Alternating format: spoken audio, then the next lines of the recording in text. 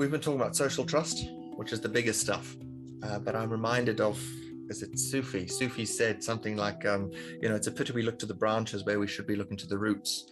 And there's another much more contemporary saying, and I know it well enough just to get to the point of it. And that is the quality of an intervention has everything to do with the interior condition of the intervener. Okay. Yeah. So if we take those two reflections as an exhortation for us to look inside before we come to build the social trust. Yeah. What, to your mind, let's cut away all the data and all the literature, if we can, to your academic mind. And I was to ask you, how does the individual earn trust? What makes a person trustworthy? Behaving in a trustworthy manner. I think that is really is that simple. But I mean, if trust is the expectation of positive behavior in others, then behave positively. I mean, yeah, you want to go back to literature, the golden rule in every religion: do not do. I was at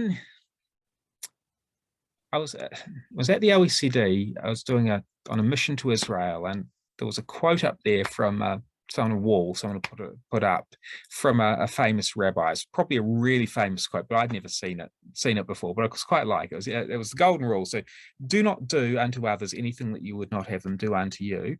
That is the whole of the Torah. Everything else is just commentary.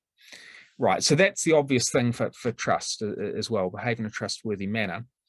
There is one other thing that was triggered in my mind, though, when you said this and thinking about it internally. So the other thing, and I apologize, it's anecdata, but there have been these trust experiments with wallets dropped on the street in different cities. And of course, the thing that comes out with this is not only the bulk of them returned, but in every city, while the proportion that are returned varies and matches in the same pattern that trust varies across countries, in every city, the proportion that is returned is higher than people expect, much higher. Wow. So trust works in predicting the number of wallets that are returned, but actually, even in high trust, both in high trust and in low trust countries, people are actually more trustworthy than we expect they are. And I don't know how you leverage that to get into that virtuous circle, but there is something there.